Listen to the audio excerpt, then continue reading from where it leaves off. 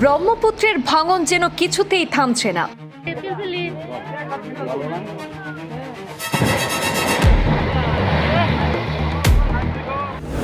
নলবাড়ির দৌশালে আবারও তীব্র নদী ভাঙনে আতঙ্কে দিন কাটাচ্ছেন বহু পরিবার। ভিটে মাটি হারানোর আশঙ্কায় অসহায় এলাকাবাসী।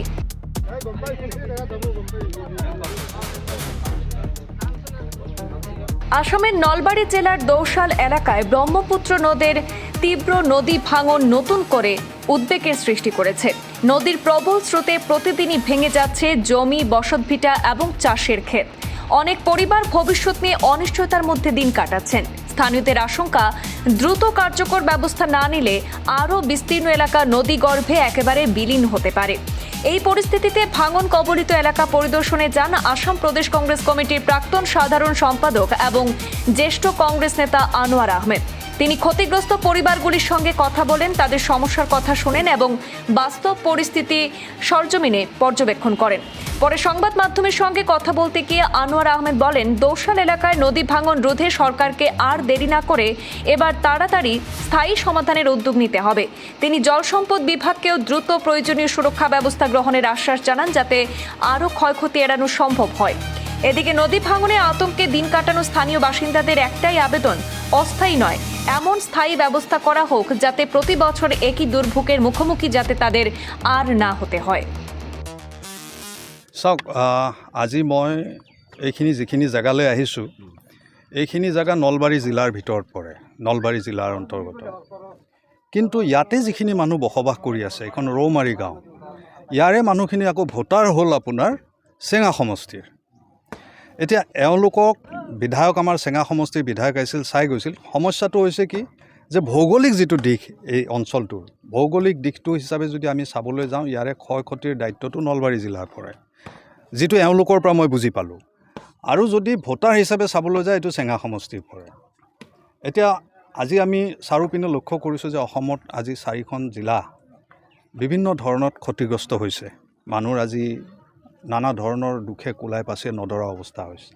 ইয়াতেও এতিয়া 300 ঘৰ মানুহ ইয়াৰ পৰা উঠি গৈছে আৰু তেওঁলোকে শংকা প্ৰকাশ কৰিছে যে যিকোনো মুহূৰ্তত ইয়াৰে আৰু বাকী যিখিনি ঠাই বাচিছে সেইখিনি ঠাইও গুচি যাব পাৰে বুলি শংকা প্ৰকাশ কৰিছে। কিন্তু দুখৰ বিষয় যে বিভাগৰ কোনো বিষয়া এতিয়ালৈ ইয়াতে আহি মেলি উপস্থিত হোৱা নাই। আৰু আমি অসমত বিশেষকৈ নলবাৰী জিলাত আমি এই কথাটো লক্ষ্য কৰি আছোঁ। নলবাৰী বা বৰপেটাত আমি এই সীমামূৰীয়া অঞ্চলত আমি লক্ষ্য কৰিছোঁ যে যেতিয়া খৰাং অৱস্থা থাকে, যেতিয়া কাম কৰিব পৰা পৰিৱেশ এটা থাকে, সেইখিনি সময়ত কিন্তু বিভাগটো শুই থাকে বা বিভাগীয় মন্ত্ৰীজনৰ এই বিষয়ত কোনো কাণসাৰ নাথাকে।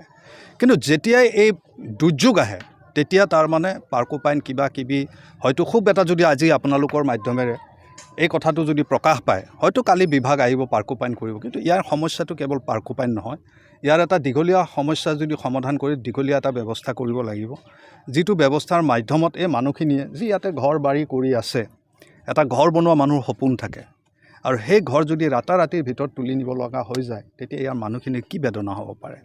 এটা ঘৰ বনাবলৈ কিমান কষ্ট কৰি মানুহে পইচা যোগাৰ কৰি খাজে। আপোনালোকে যদি কেমেৰাটো ঘূৰাই গম পাব যে কিছু ভিটা ইয়াতে আছে, যি ভিটাত হয়তো দুদিন আগলৈ ইয়াতে মানুহ আছিলে। কেমেৰাটো ঘূৰালে এইপিনে গম পাব, তাত নাৰিকল গছ এডাল আছে। সেই নাৰিকল গছডালো এনেকুৱা এটা তাত হয়তো কোনোবাই খেতি কৰিছিল বা কোনোবাই হয়তো বসতি কৰিছিল।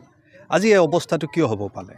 এইটো সম্পূৰ্ণ বিভাগৰ গাফিলতি। বিভাগে এনেকুৱা ধৰণৰ যিবোৰ এৰিয়া আছে, স্পৰ্শকাতৰ এৰিয়া আছে, সেইবোৰ চিনাক্ত কৰি ইতিমধ্যে ইয়াৰ ওপৰত ব্যৱস্থা ল'ব লাগিছিল। এনেকুৱা গৰাখহনে অসমৰ ভৌগোলিক পৰিসীমাত সংকট জন্মাব পাৰে নেকি?